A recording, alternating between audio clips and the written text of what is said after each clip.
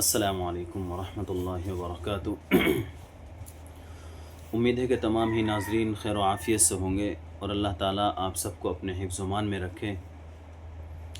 माक़बल में हमने ये बताया था कि आप सल्लल्लाहु अलैहि वसल्लम का नाम सुनकर अंगूठे चूम सकते हैं या नहीं चूम सकते हैं, और उसके बाद हमने ये भी बताया था कि अज़ान के अंदर अशहदु अन्न मुहम्मदुर रसूलुल्लाह जब आए तो उस वक्त अंगूठे चूम सकते हैं या नहीं चूम सकते हैं। और हमने ये भी बता दिया था कि जो बिदअती लोग हैं जो अंगूठे चूमते हैं और उनसे अगर ये कहा जाए कि चूमना जायज़ नहीं है तो दलील में कौन सा वाक़या बयान करते हैं, ये भी बताया था कि हज़रत आदम अलैहिस्सलाम का वाक़या बयान करते हैं कि अल्लाह ताला ने जब हज़रत आदम अलैहिस्सलाम को जब पैदा किया था तो हज़रत जिब्राइल ने आकर उनसे कहा था कि ए आदम, अपने अंगूठे पर देखो क्या लिखा है।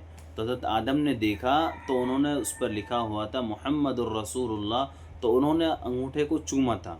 तो वो लोग बेबुनियाद और मन घड़त वाक़े को दलील में पेश करते हैं, हालांकि ये वाक़या और ये दलील नहीं है।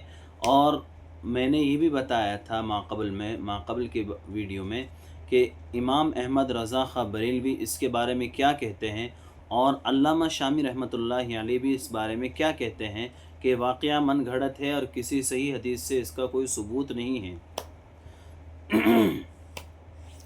अब आज की वीडियो में पहले सवाल ये है कि आजकल जो मुरव्वजा दुरूद व सलाम जो चल चुका है, फ़जर की नमाज के बाद एक इमाम साहब खड़े होकर बाआवाज़ बुलंद दुरूद पाक पढ़ते हैं और उसके बाद ये पढ़ते हैं कि या नबी सलाम अलैकुम, या रसूल सलाम अलैकुम, ये सब पढ़ते हैं और कुछ अशआर पढ़ते हैं। तो कहा कि ये साबित है या नहीं है, या मन घड़त बात है। और उसके जवाबन में ये भी है कि भाई अगर एक शख्स नमाज दोहरा रहा है और तो उसकी नमाज में खलल हो रहा है तो सही है। तो उसके जवाबन मार्जी है कि इस तरीके से दुरूद व पाक पढ़ना और सलाम पढ़ना ये बिदअत है, और आजकल के बिदअतियों का ये शिआर बन चुका है। उन्होंने ये अल्फाज अपनी तरफ से घड़ लिए हैं कि इस तरीके से पढ़ा जाएगा। और दूसरे नंबर पर कि जब किसी की नमाज के अंदर खलल वाक़ हो रहा हो तो ये बहुत ही बुरी बात है कि हमारी ज़ात से और हमारी इबादत से किसी को तकलीफ़ पहुँचे।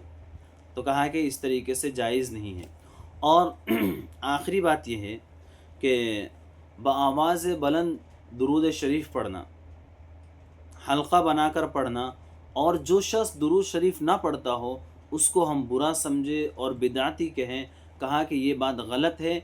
अगर दुरूद शरीफ पढ़ना है तो दुरूद शरीफ बज़ाते ख़ुद मुजीब सवाब है, यानी दुरूद शरीफ अगर आप तन्हाई में पढ़ेंगे और बाआवाज़ बुलंद नहीं पढ़ेंगे तो ये दुरूद शरीफ पढ़ना ये आपके लिए फ़ायदेमंद है।